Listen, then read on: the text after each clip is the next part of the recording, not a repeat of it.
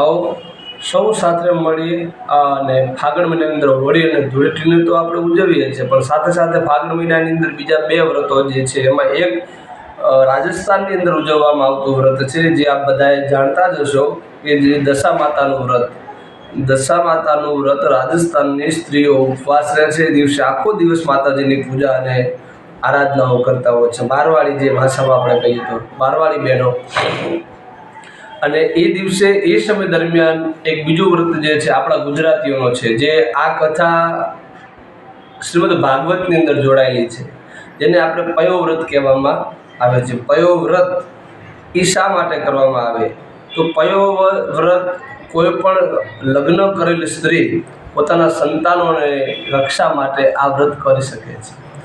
પયો વ્રતના દિવસે ઉપવાસ રહેવો, ખીર ખાઈ શકાય છે અને આ દિવસે 108 ઓમ નમો ભગવતે વાસુદેવાય એવી નારાયણની આરાધના કરતાં કરતાં 108 આહુતિ અગ્નિની અંદર આપી આવું 13 દિવસનું આ વ્રત છે, જેને પયો વ્રત કહેવામાં આવે છે. આ વ્રત કોને કર્યું તો દેવ અને દાનવોએ.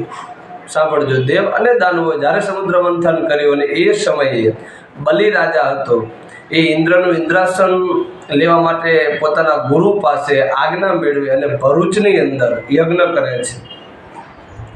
અને 100 યજ્ઞ જ્યાં પૂર્ણ થાય ત્યાં ભગવાન નારાયણને પ્રાર્થના કોણ કરે છે? માં અદિતિ, દેવોની માતા છે. અને દેવોનું ઇન્દ્રાસન, દેવોનું રાજ એ દાનો બલિ ન લે એટલા માટે પયો વ્રત કરી માએ અને ચતુર્ભુજ નારાયણને પ્રગટ કર્યા. અને આ પયો વ્રતના પ્રભાવે ભગવાન નારાયણ બન્યા. અને માં અદિતિ કહે છે કે ભગવાન, મારા દીકરાઓ આજે જગતની અંદર રજડે છે અને આ વ્રતના પ્રભાવથી જો તમે પ્રસન્ન થયા હોય તો મારા દીકરાઓને પાછું રાજ મળે એવું કંઈક કરો. કારણ કે બલિ અશ્વમેઘ યજ્ઞ કરે છે અને 100મો યજ્ઞ ચાલુ છે અને એ સમયે ભગવાન પ્રસન્ન થાય છે સજ્જનો. અને એવી કથા છે કે બલિ પાસે માગવા માટે જાય એટલે વામન રૂપે ભગવાન વિરાટમાંથી વામન બન્યા. કારણ કે એ પયોવ્રતનો પ્રભાવ હતો એટલે ભગવાન ચતુર્ભુજ વામન બન્યા છે અને બલિ પાસે માગવા માટે જાય એવી કથા છે. તો આવો આ પયોવ્રત આપણે પણ સૌ સાથે સમજી અને આ વ્રત કરી, જેથી બાળકોની અભિવૃદ્ધિ થાય છે, બાળકો નિરોગી રહે છે. અને પયોવ્રતનો બહુ બધો શાસ્ત્રોની અંદર સજ્જનો મહિમા છે. આવો ટેલિવિઝનના માધ્યમ દ્વારા મેં ફાગણ મહિનાના 2 વ્રતને આપણે સંક્ષેપ દર્શન કરાવ્યું. હરિઓમ અસ્તુ.